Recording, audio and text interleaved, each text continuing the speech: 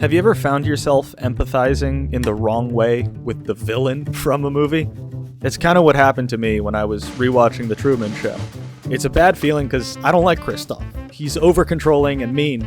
But I learned something important about my own art. I'm a stand-up comic, and I realized that my stage persona is basically like my very own Truman. A character that I am trying to control, but who people really like more for their authenticity. I think that's the crux of what The Truman Show is really about. Control versus authenticity. It's the opening line of the movie. We've become bored with watching actors give us phony emotions.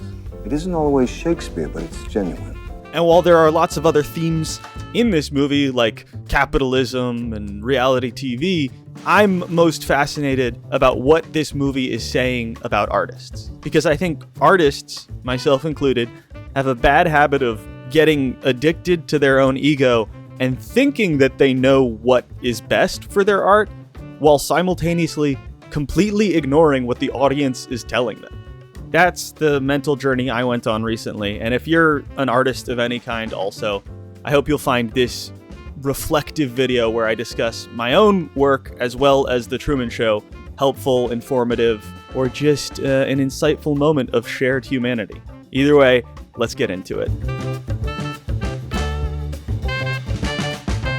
I think the most important thing to talk about with The Truman Show is Jim Carrey, because I really don't think this character could have been played by anyone else. It's a subtle theme throughout the movie that his flow and authenticity and quirkiness is really what makes people like him. There's several scenes where he's flirting or something like that, and you can see that his just randomness and almost naive behavior is endearing. And part of that you could say is he doesn't know he's being filmed. But I also think it's just part of Truman's character, and by extension, just Jim Carrey's general comedic persona. And that's where I'll hop for a second to talk about me, because recently I was thinking about my comedic persona. I'm not going to show full clips of me in this video, but a lot of what I do on stage is I talk about some of the most painful experiences of my life, near-death experiences, and I find the humor in them, the silver lining. I want to share in the idea that even the worst moments can lead to beautiful mental states afterwards. However, recently, I've been feeling like my career isn't moving fast enough. And so what I decided to do is lean into more of a persona. Just like Jim Carrey, I am a big fan of Andy Kaufman. And I thought if I had this defined persona that I always stayed inside of, that I could maybe achieve something like Andy Kaufman. And I tried it. And weirdly enough, it went very well. I got into a good flow state.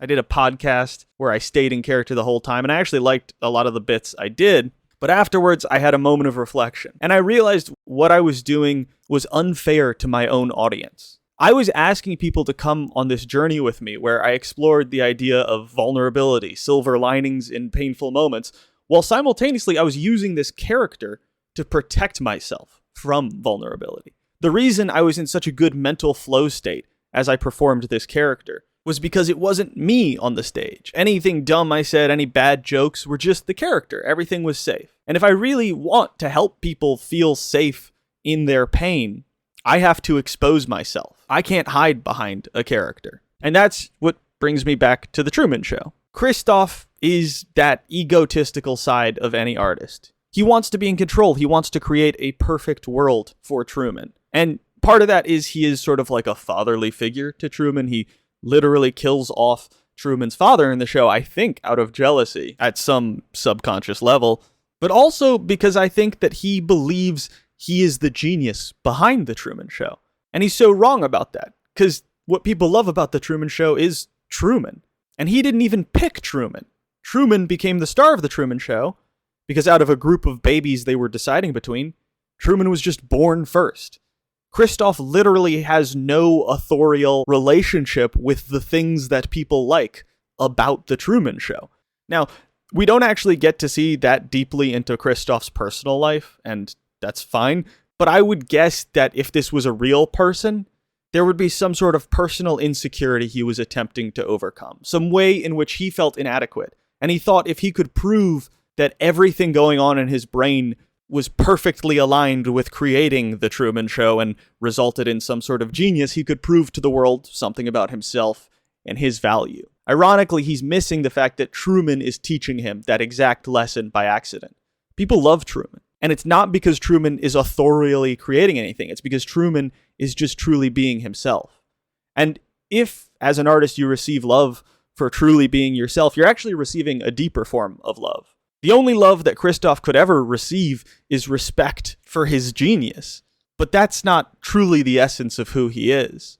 Truman is loved for his absolute essence. It's a more sincere vulnerability, and when people like him, they really like the real him. Speaking from experience, I know that when my most authentic jokes do well, that's when I feel the best. Not when I write jokes that are extremely clever. I think in a lot of ways, the higher function of our brain is sort of like this fear engine designed to protect us from what we perceive as dangerous situations or vulnerabilities. But for a lot of people, that part of their brain, the fear engine, gets overtuned to protect you from things you don't need to be protected from.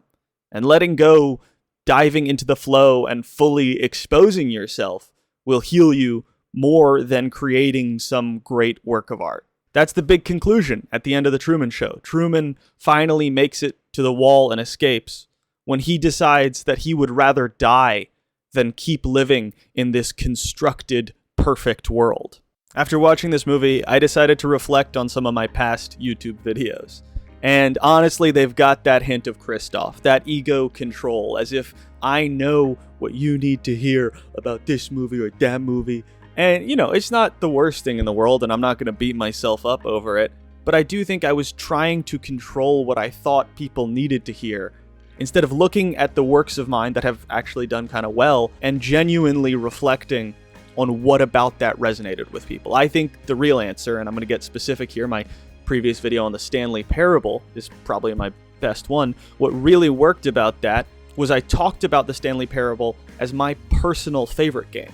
Not as objectively great, whatever, just personally how I felt. I think that authenticity that I stumbled into by accident is what really worked about it, and I completely ignored that fact. There are reasons why I did, because it's really hard to interpret the success of your own art.